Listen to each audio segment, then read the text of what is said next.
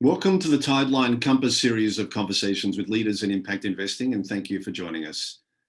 I'm Ben Thornley, Managing Partner at Tideline. I'm excited today to be showcasing an important milestone in impact investing that will democratize knowledge as never before and lay the groundwork for the development of the next generation of leaders in impact measurement and management.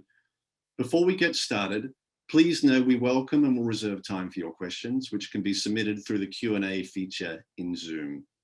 Our focus today specifically is a new free 8-hour Coursera training that was launched just yesterday and developed by Cathy Clark and her team at Duke University. The course is called Impact Measurement and Management for the SDGs. The course signals a new age of learning in impact investing and is being catalyzed by the United Nations Development Programme through UNDP's SDG Impact Initiative.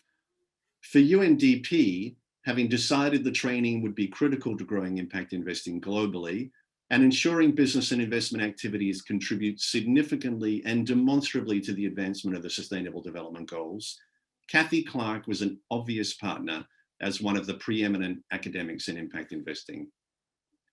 Cathy was named Social Innovation Thought Leader of the Year in 2020 by the Schwab Foundation and World Economic Forum, and is an award-winning professor who has taught at Duke University, UNC and Columbia Business Schools, with a focus on developing the mindsets, tools, markets, policies, and practices to drive social and environmental impact at scale. Cathy serves as faculty director at the Center for the Advancement of Social Entrepreneurship at Duke University's Fuqua School of Business and is founding director of the KSI3 Initiative on Impact Investing. Cathy has written or co-authored over 35 publications, including the book we wrote together with Jed Emerson, The Impact Investor, which has been a top 20 finance textbook on Amazon. Cathy, it's great to be with you again. Thank you. Thank you, Ben. I'm so glad to be here. Today, Cathy and I will spend the next 25 minutes discussing and introducing the new training. We'll then be joined by two practitioners who can help bring impact measurement and management to life, Luba Shabal from Closed Loop Partners and Eric Stephenson from Align Impact, who will be introduced about halfway through our session. Cathy, congratulations on the launch of the new course. What a fantastic contribution to the field. I'd love for you to introduce the course and share with us what it is and what and who motivated you to invest so much into this labor of love, i.e. the creation of the course in the last 2 years. Sure. So as you said, the course is about impact measurement and management for the SDGs. And the course aims to help both enterprises and investors get better at the practices of measuring and managing their impact. As many know, there isn't really a universal yardstick for sustainable ESG or impact finance. We have about over 30 trillion US dollars that are currently labeled as sustainable finance, according to a multitude of approaches. And just last year, BlackRock noted that those assets have doubled, but it's unclear how much of that actually promotes sustainable development versus how much of it might be SDG washing. So if you could change to the next slide, the people behind this, as you mentioned, includes the UN itself, right? So the UN Development Program is the group that created the Sustainable Development Goals, which we're all trying to achieve by 2030. And we have 190 countries who have agreed to try to promote those goals. But the UNDP and its SDG impact team realized that the variety and diversity of practices was making it unclear to tell who was actually making progress toward the goals. And we don't have a lot of time, right? We have 9 years left to try to actually make a difference. So they've created a set of new standards. These are the only standards in the marketplace that are for enterprises and investors, but they're standards of practice. So how can people get better at doing this? And how can then third parties come in and validate that practice so that we can all have more confidence? So we looked at these standards. We also looked at other standards like the 9 principles for impact management, the new conventions coming out of the impact management project. And we realized that this was progress, but in fact, the progress was making this more complicated rather than less complicated. And so the SDG impact team commissioned us to develop this course to make it easier. So it's a how-to guide. We take the steps, which I'll go through in a little bit, to try to break down the kinds of things that people are doing that are truly exceptional and the kinds of things that anyone can do to be better, and give examples from practice. We did it in a video-based format, which takes a lot of time, but is really, exciting, because then you can take complex concepts that you maybe would have, read in a report, and it's kind of daunting, but you can do it in a 5-minute animation and get things across pretty fast. We produced it internally with help from, a whole team of people at the UNDP, a whole team of people at Duke, people from the IMP, and then probably 30 to 50 other practitioners around the globe, and an academic working group from 6 continents. So it's definitely been a global village creating this. And then the most important thing is that the course is available on Coursera, and it's free to everyone, which is what we in the UN wanted to make possible. Okay. And if I'm an investor taking the course, what exactly am I going to learn from it? Yeah, so if you go to the next slide, investors can take this course to learn in about 10 hours how they can improve their impact management practices from wherever they're starting today in ways that align with emerging global standards. And importantly, they're going to be able to do it in ways that are verifiable by third parties, because that is what is coming. So to give you a little bit of background, there's a recent report of public companies, and they noted that 72% of those public companies mentioned SDGs as goals in their reporting, but only 14% mentioned specific targets, and only 1% reported on quantitative measures to show their progress. Well, imagine you're looking at a financial report and they show you their goals, but they don't show you what they did, their data on performance, and whether they performed to goal, right? So we have a gap. That gap is the same on the impact investment side. So the GIN's latest annual survey, which is from 2020, showed the same gap. 73% of impact investors using SDGs as targets or metrics, but then not translating that into performance reporting about what did they do to actually make impact better in the things that they could touch. So, we really feel like as the impact investing field grows and the ESG and impact fields kind of start to blend together, which they are starting to do, which is great, and that becoming more mainstream, so that one estimate is $1 out of every $3 that's professionally managed in the US is managed for sustainability. We need to grow our practices too. And so this is now, for investors, I don't want to sit through 17 conferences and have to read 16 reports. You can just sit through the training, and you can have your staffs do it too. And so it's an equalizer of the knowledge that's available. Impact measurement and management is a relatively esoteric topic. I'm wondering what you've done to make it more intuitive. What are the secrets to teaching impact measurement and management? I don't know if I know all the secrets, but I can tell you some of the things that we tried. If you go to the next slide, the first trick, because it is kind of a trick that we used to make this a little bit more practical for people, is we created personas, right? So we realized we have a lot of different audiences for this training. These are 4 sample roles in kind of the value chain of private sector support of SDGs. And then we use these in the training so they can be like, oh, I'm like this person. And so now I can see how they do this. So for example, on the enterprise side, we have Grace, who represents a small and medium enterprise. She runs a maternity clinic chain in South Africa. She is a made-up persona, but based on enterprises that we know. We have Miguel, who runs a division of a very large multinational agricultural firm.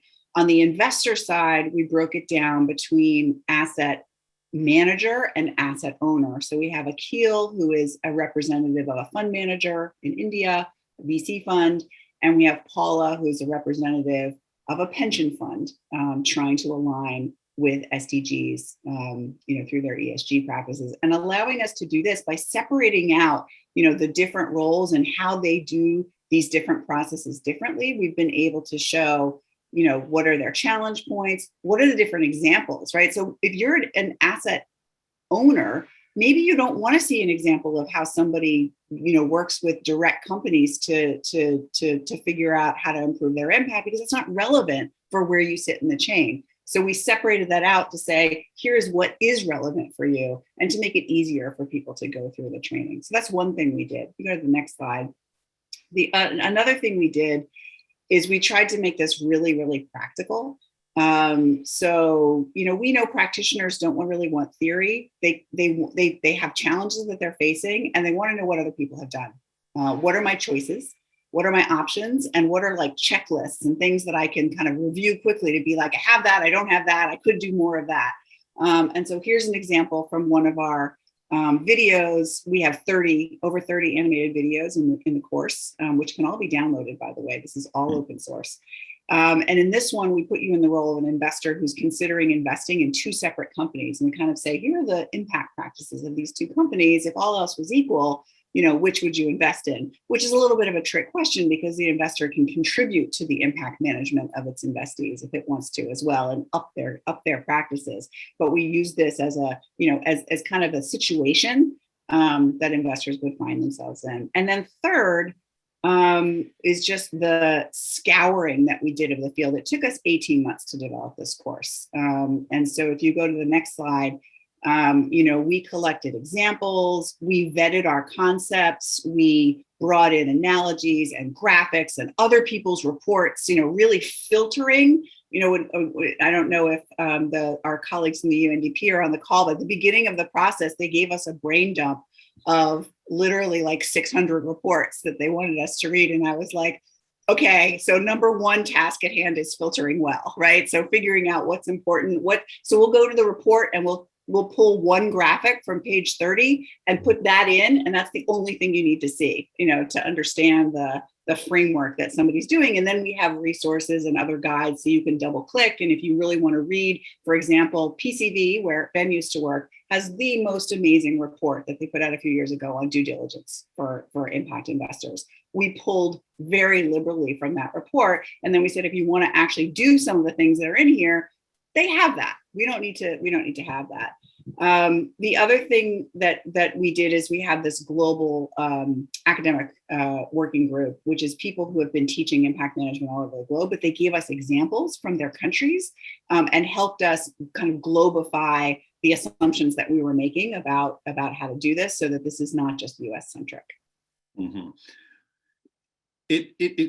Cathy, I mean, you mentioned how much of the literature you've reviewed, the reports and the data, and there is a question in the Q&A you may be able to respond to quickly just by writing in the answer, Cathy. But I mean, what a comprehensive review of the literature. I mean, perhaps one of the most comprehensive reviews that's being done, and reviewing the standards and best practices. I'm wondering if you can share what some of your aha moments were for investors, and some of the pointers for those who are engaged in impact measurement and management. Yeah, we certainly can. So if you can go to the next slide, please. The first aha moment, and this is the aha moment I will share now. It was not the first aha moment. The resulting aha moment from a lot of our things was realizing that we had to make this really simple. And so we looked across the different standards that, the IFC, GRI, UNPRI, SASB, all the things, and the new SDG impact standards, and realized that the SDG impact standards were the only ones that were addressing the needs of both enterprises and investors, and that gave us an opportunity to show how those two roles intersect. And so, realizing that impact management for an investor is both powerful and frustrating all the time, right? Powerful because you can make selections, you can influence investees. Frustrating because you never have your hands on the levers to create impact. And so you're always at least one step removed. And if you're a pension fund or you're investing in fund of funds, you may be 2 or 3 steps removed. And so really clarifying what is the responsibility of different parties to, create the data that is needed to make good decisions. The second thing that came from that was this 4-part structure, which we are now calling kind of the 4 universal steps to developing a robust impact measurement and management practice. It's very, very simple, but it organizes a lot of complexity underneath it. That is this idea that you are going to set your strategy first, and that includes a whole lot of things around, what is the purpose at a company level? What is the purpose of your company? At the investor level, what is your investment policy statement around SDGs? We have a whole library that we put together, for example, under that module, where you can look at 40 different investor policy statements and try to figure out what pieces of that you might want to adjust in your own. We also introduced the ABCs, the classifications from the Impact Management Project, because we noticed that very quickly that the work that you do to measure and manage an A goal is different from the work that you would do to manage a B or a C goal. And so having these classifications, we weave them throughout the entire training. The integrate process for investors is about what do you do to take the SDG goals that you've set and integrate them into the entire process of investment, from due diligence, strategy setting and due diligence, all the way through exit. And what are the ways that people have done that well? One of the biggest ahas that we had was actually in the optimized stage. So this is kind of really highlighting something that the standards view as very, very important, which is that impact measurement at the end of the day should not be about taking some data and putting it into a report. Impact measurement is a means to make better decisions about how to optimize impact. It's a management function, not a measurement function, not a reporting function. Those are attributes of it.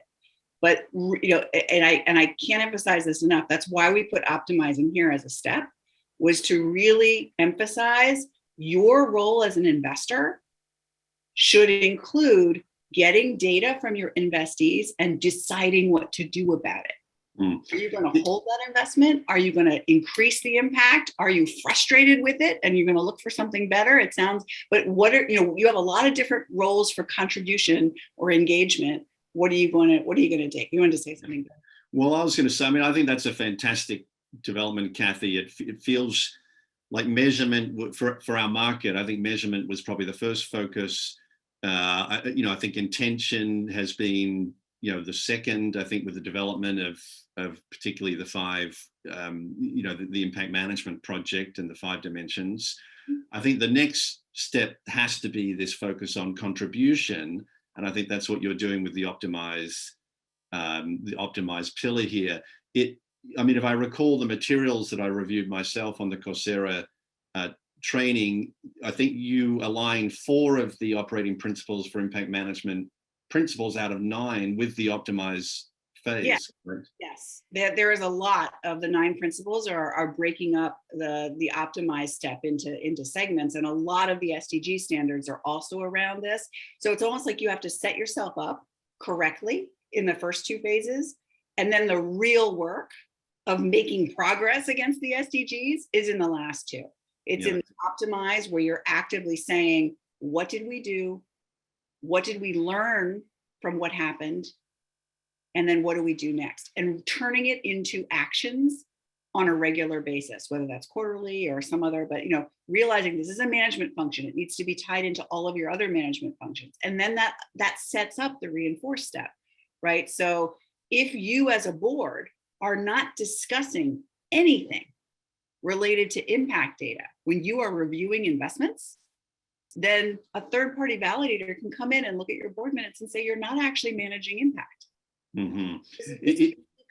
This becomes something that you have to include as part of the ongoing conversations. Right. One of the questions we had, Cathy, related to the contribution and risk dimensions in the impact management project framework. We've talked a little bit about contribution, does risk come into the training as well? It does. And so we spent a great deal of time, mostly last fall, with the impact management project, refining and building on some of the conventions that have come out of that process. And so part of it for us was making things visual and easy to understand, which is our thing. But also we added, so we have a grid in the training, it's in the optimized section. So one of the things we do is we say, if you are, the first question you ask is, did you meet your targets or not? And if you didn't meet, if you have a deviation, it can be a positive deviation or a negative deviation, why? And then part of that why is going through the checklist of impact risks and saying which ones of these might be the reason that this happened. And we arrange them in order of control. So you have full control over the top reasons. You might have some control over the middle reasons. And at the bottom, there are reasons like pandemics where you have no control. But realizing that then determines what are some of the management options that you have to fix them. And right, really get it. This sounds, I mean, I've taken this into my own boards now, right? So this is, I am now as a board member asking people, well, so what are you going to do about that, right? And so there's a whole kind of active stance that investors can take and their investment committees can take with them to say, if this is really integrated into what you do, let's analyze it when it's working and when it's not working and make sure we're making decisions. One of the things you mentioned, Cathy, that was also interesting, and we have a question that's related to this, is the aha moment that different types of investors and other stakeholders play different kinds of roles. And I'm guessing that also applies to the type of product that they have in the market, whether it's an ESG or a thematic or a product that is labeled impact. Tideline's done a lot of work on impact labeling recently, and segmentation, which is something that we discussed in the Impact Investor book. And I'm just wondering, the question relates to how an investor might approach contribution differently depending on whether they're making an avoid or a benefit kind of investment. So I'm just curious what you found about the different approaches to impact management depending on the different kinds of investment strategies that are being brought to market. So once you specify by SDG, so the way we do it in the course is we kind of say, choose your SDGs that are important, and we do that under the set strategy and integrate. There's a lot about stakeholder engagement, right? So we have a very broad view of what's material, right? So all investors and all enterprises are responsible for managing all of their negative material impacts and positive impacts. And that definition of materiality has to do with stakeholders. That's really important. The stakeholders are going to give you information about whether the impact on them is good enough for them. Does it meet kind of a good enough, threshold, which is usually what we have in our heads when we're talking about positive or negative impact. Like, it's just very intuitive. If we're trashing the environment, probably not good enough. That's negative, right? If it's paying somebody a living wage or above, that's kind of good, right? So there's definitions that we already have for these things. They're mostly very intuitive, and some of the SDGs actually mention them. So we have these kind of levels. When you specify whether you're an A goal, a B goal, or a C goal, you're basically specifying where you're going to perform compared to that threshold. And so the way that you then measure and manage impact, you have to actually collect different data according to whether you're an A, B, or C. So we have graphics on this that I could show. It's very hard to talk about without some of the graphics. But there is a different level of measurement and data collection and data evaluation that comes with each of the A, Bs, and Cs. And if you take your SDGs and each one, you say, well, for SDG 4, we're going to be an A, and for SDG 5, we're going to be a B, and for SDG 7, we're going to be this, right? Then it clarifies for you in a way that I don't think many people are starting to do this, and we captured their examples as well as we could. It really clarifies, I am not responsible for doing high contribution, comparative studies, peer-reviewed, blah, blah, blah, for the investments that are not Cs. Mm-hmm. Don't need to worry about that. People see complexity and burden where actually it's just lack of clarity, I think. Mm-hmm. That's very helpful. Well, thanks for that, Cathy. I mean, really appreciate you introducing the course to us and encourage folks to go online there and check it out. I am at this point excited to introduce Luba and Eric to join us in the conversation. We're thrilled to have them with us. Luba Shabal is a director at Closed Loop Partners. She leads impact assessment and impact reporting for all of Closed Loop Partners investment vehicles, and is also part of the due diligence team for Closed Loop Infrastructure Fund. Thank you for joining us, Luba. Eric Stephenson is a director at Align Impact, where he sits on the investment committee and is responsible for client service and operations. Eric's also co-chair of the Quarters Foundation and a member of Cathy's advisory board for the Case I3 initiative on impact investing. Welcome, Eric, as well. And Cathy, I'm going to pass the moderator baton to you. Thank you. I'm honored and delighted to talk to Luba and Eric about their experiences. I'd love to start with you, Luba. In the absence of this training, there haven't been a lot of readily available options for investors to come up to speed on how to do this work. And we actually ended up talking with you quite a bit because Closed Loop has been doing this work and doing it, on a journey for quite some time. Can you share a little bit about Closed Loop's journey in impact management and the ways that you think, the things that I've described about the course could help others as they approach the same thing? Sure. Yes. Thank you for having me. And I'm very excited about the course. I'll spend 30 seconds telling you about the Closed Loop Partners. It's a New York-based investment firm and innovation center. We're focused on accelerating the circular economy. At Closed Loop, we believe that a waste-free world is possible and can be achieved by transitioning to the circular economy. And we do that through innovation, partnerships, and investments. So you asked about our journey. Happy to walk you through that. Our journey in impact management started in 2015, where Closed Loop launched its first credit fund to upgrade recycling infrastructure in the US. It's an impact-first catalytic fund that managed large corporates' money who recognize that there isn't enough recycled commodity to use as a recycled content in their supply chain. So what we did, we created bespoke methodology. Impact is the main screening tool for the deal flow and for due diligence. We set up monthly reporting with our portfolio companies and on a dozen of metrics. And we reported back to our partners.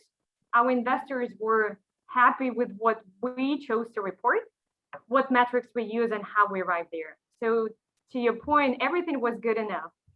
And a lot has changed since that.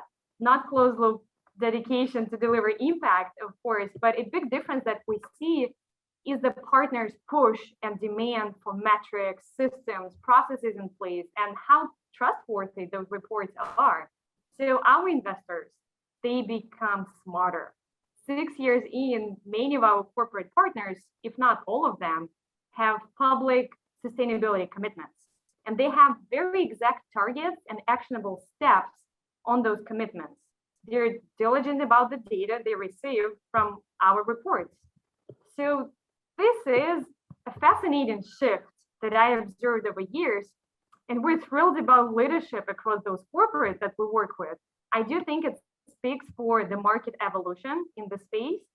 And now, fast forward for 2021, Closed Loop, we manage 6 funds. We're not stopping there. We have IMM dedicated team and governments to manage IMM properly. We aggregate data quarterly. We screen for many metrics, but we roll up just 2 core KPIs, and our processes are audited and verified. And on that point, I think really interesting example that one of corporates, Nestle, initiated third-party impact audit on us prior to become our partners. So we engaged Bluemark to independently verify impact mandates and alignment of the fund to operating principles of impact management.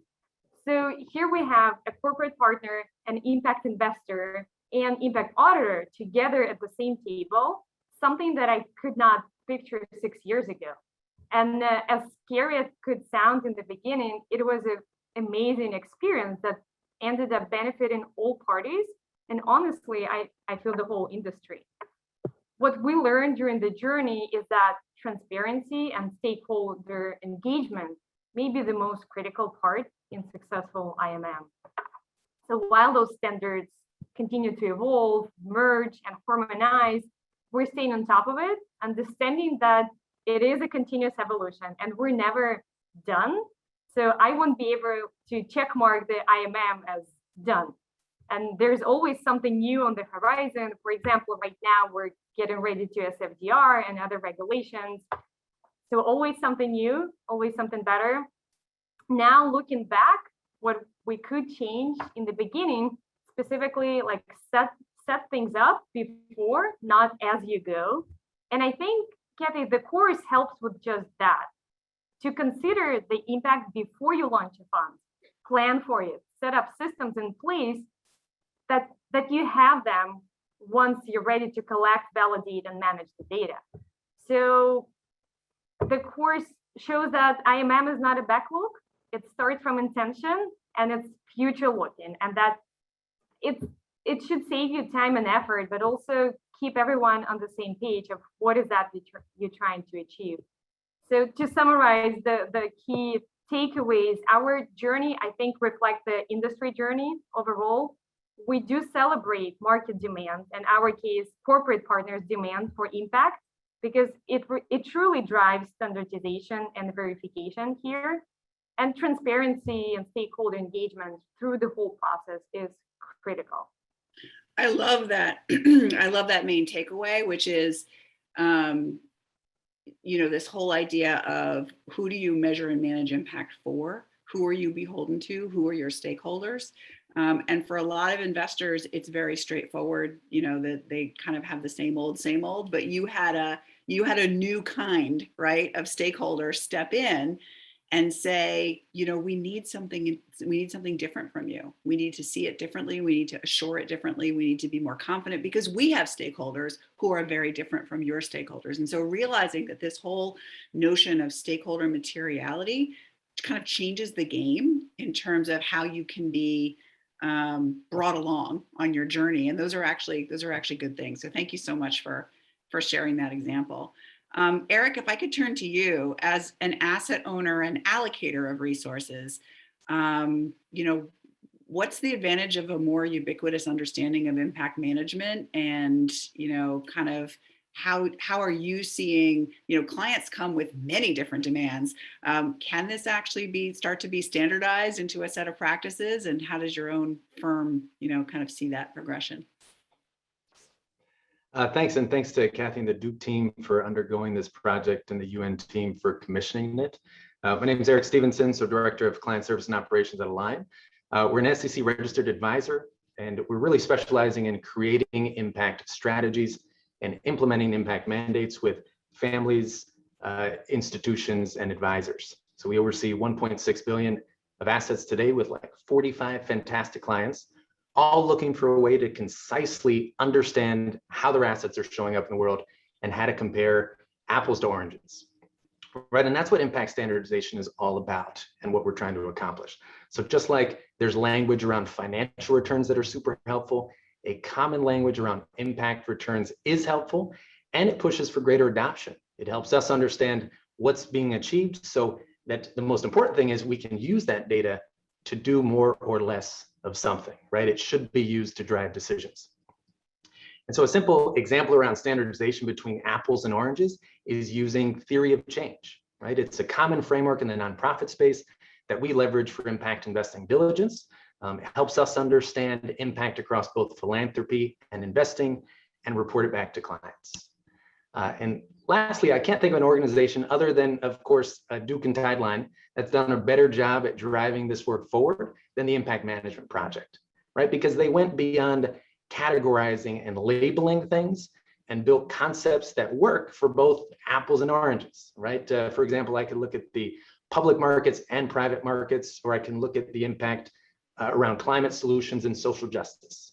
So to circle back to your question, standardization has helped us ask better questions and understand risks around impact intentions. So yes, I believe that standardization is and will continue to be important. and ultimately provide us with data that just doesn't measure progress, but inspires it. No, that's great. That's great. It's exciting, I feel like, as the field has progressed, right, from the little I impact investing field that we had perhaps at Bellagio when the term was made up, 15 years ago, to,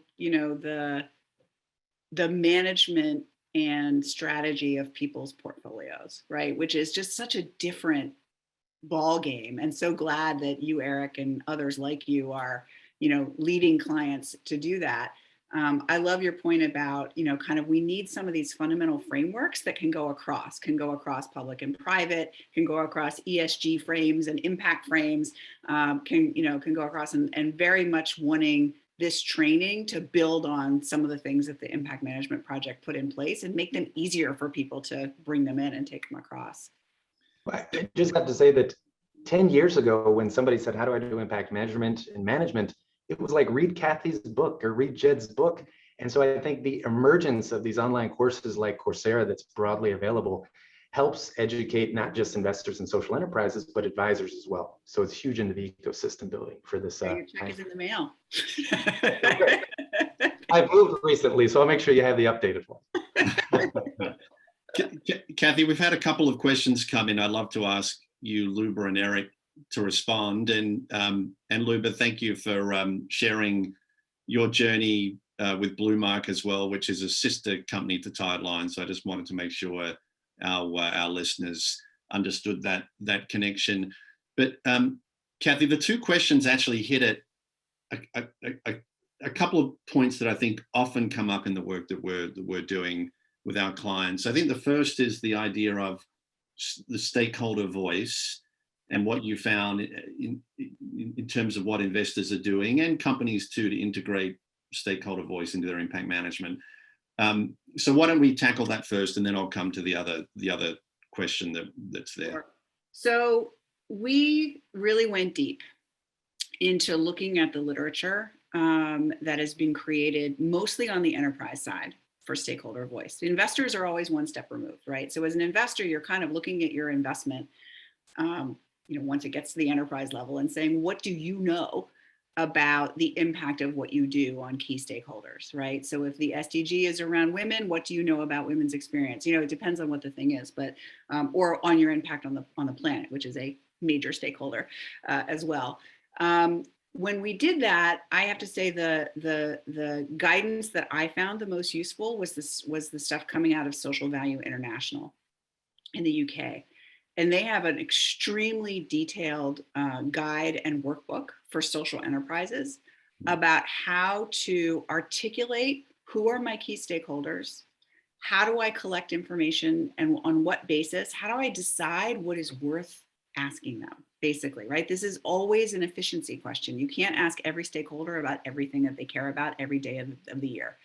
But they have this really nice framework that we link to that allows you to say, what are the decisions I want to make with this data?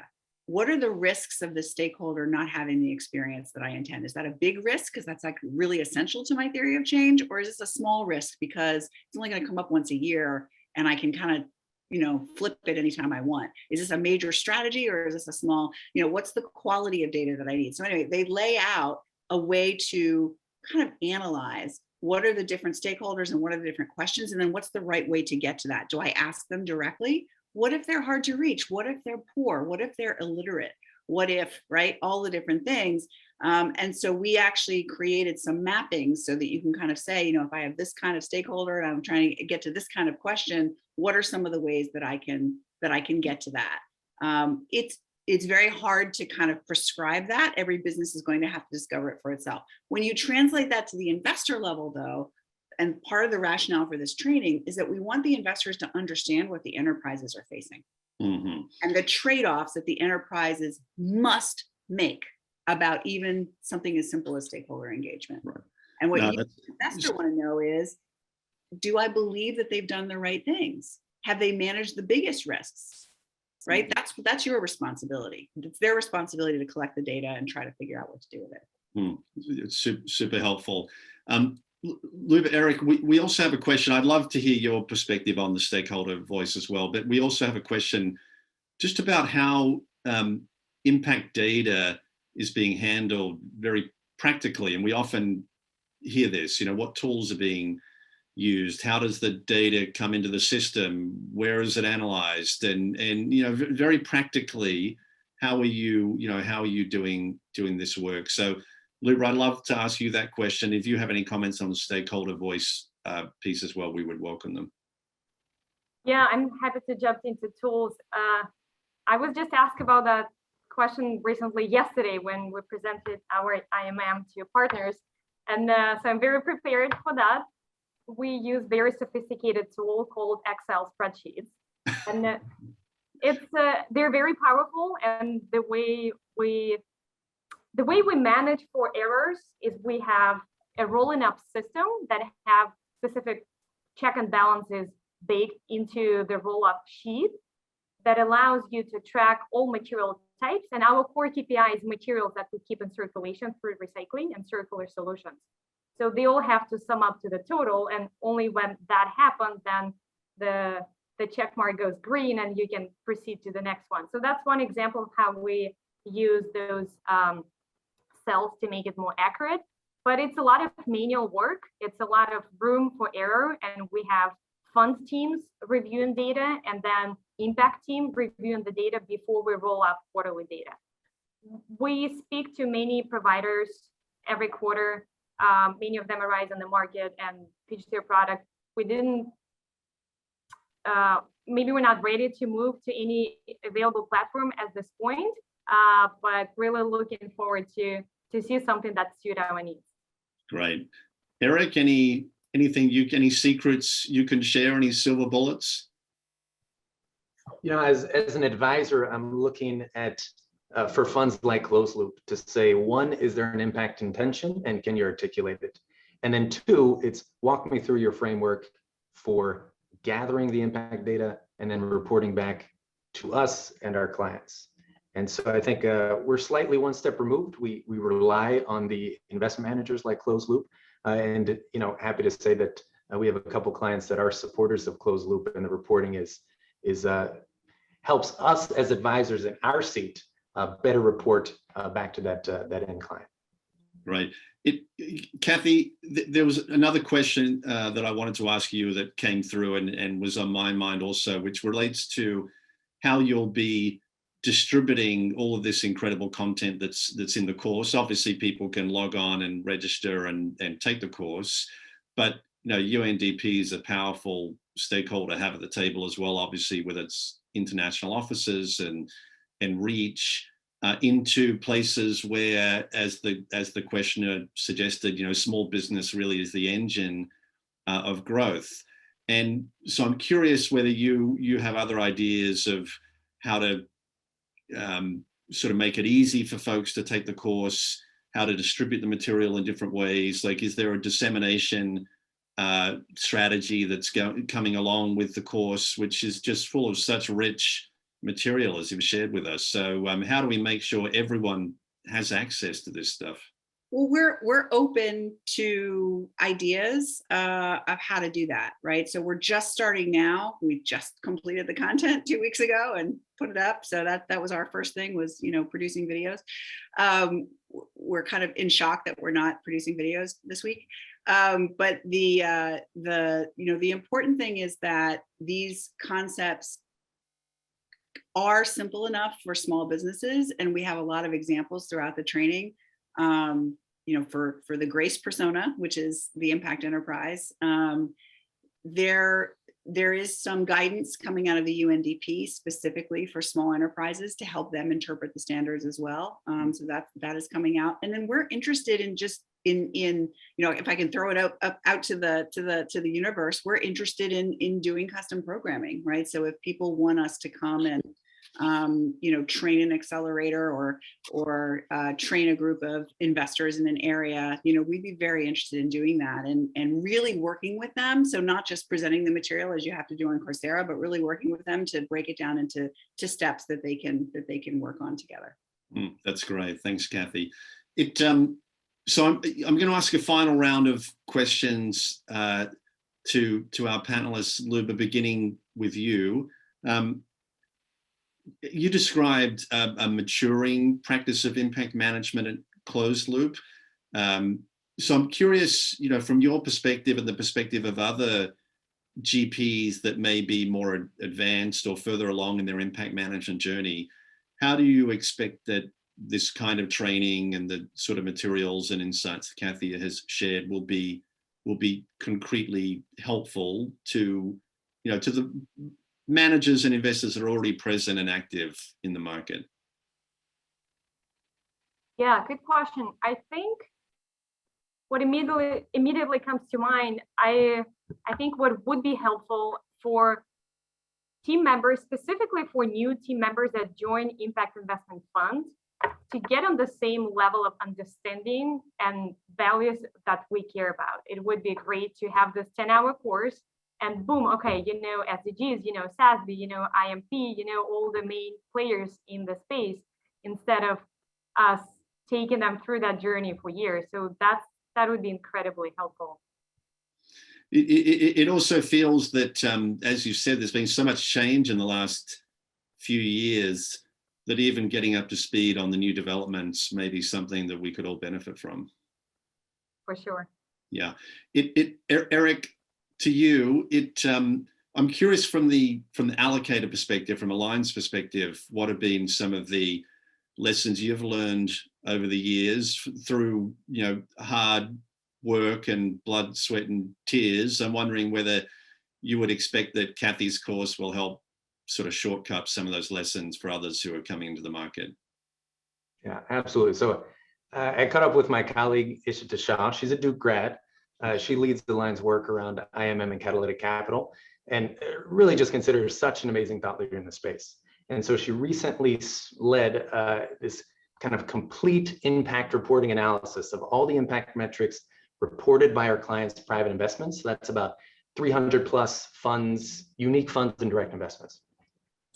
And the biggest lesson that we walked away with was context and nuance are always important when describing impact. And managing impact can highlight those nuances in a positive way to showcase the impact. But it's really the how, right, of managing impact that seemed to be the biggest gap. And we found 3 key takeaways.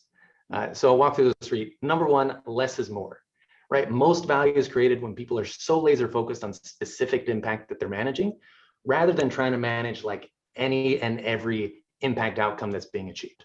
So our advice to funds and social enterprises would be to manage impact on 1 to 2 outcomes that are core to the business model, because less is more. Mm-hmm.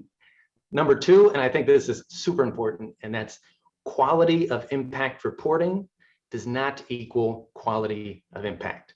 And I am the first one to be blown away by a very well-designed impact report, but impact management capabilities and impact are not equal. So we've observed some funds that have full IMM teams, right? They got the resources to report, they can do it frequently. Other funds are small and stretched, don't have the time or resources to report as often. And we want to see a world in which impact reporting is high quality and meaningful. And that's really driven by what we're talking about today, impact management and standardization. And then 3 is just everyone should play their part, right? In our seats as advisors, we get to review and diligence so many opportunities, spend a ton of pre-investment impact diligence time. And our part is to provide feedback, right? Offer transparency into impact rigor, commitment that's expected, sharing IMM best practices from Fund A to Fund B so that we collectively get better. Mm-hmm. And then on the other hand, right, we have clients who are grant makers that are providing the ever so important grant funding to the impact ecosystem for R&D, innovation, and courses like this. So those are 3 of the takeaways. I know you asked for 1, but I hope you'll take all 3. No, we'll take 3. We'll take 4 or 5 next time, Eric. I'm going to give you more homework, but thank you. That was super helpful.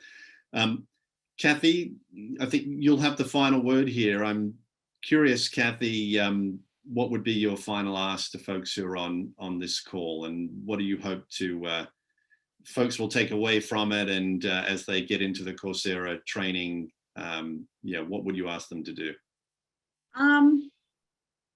I would ask that they, as they go through the training, we would really like feedback on how well the concepts and the examples resonate. We'd also love more examples.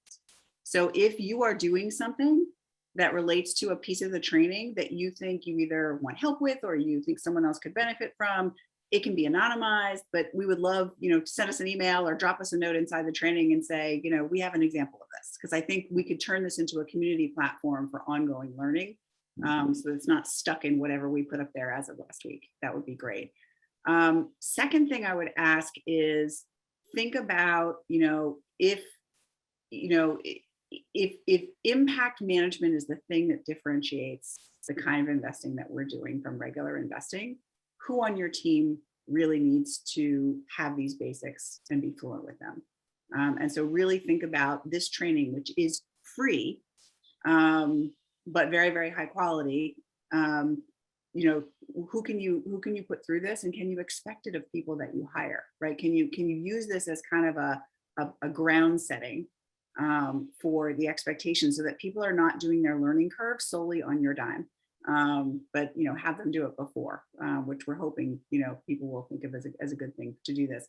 And then the third thing I would say is more of a kind of a practice, which is, and this comes out of some of the Blue Mark work, when you look across impact investors broadly, and you look at what are they doing well and what are they doing not so well across the practices that we and the IFC and others recommend. The number one thing I would say people can do better about the SDGs is to actually set specific KPI targets for your impact thesis for each major SDG that you have, and then may take time, but require your investees to report back to those targets. That alone will change your practice from just collecting stuff and putting it out to saying what happened and why. And I think that's my one kernel of advice. Excellent. Well, thank you, Cathy, and congratulations again on the launch of the course. It's an incredible achievement, and we're very proud of you and the work you're doing and the contribution you've made to the growth of impact investing. Thank you, Luba and Eric, for joining us, and thank you to all of our attendees. The session will be online in the next few days. Please visit us at tideline.com, and we look forward to seeing you on the next Compass series. Bye for now.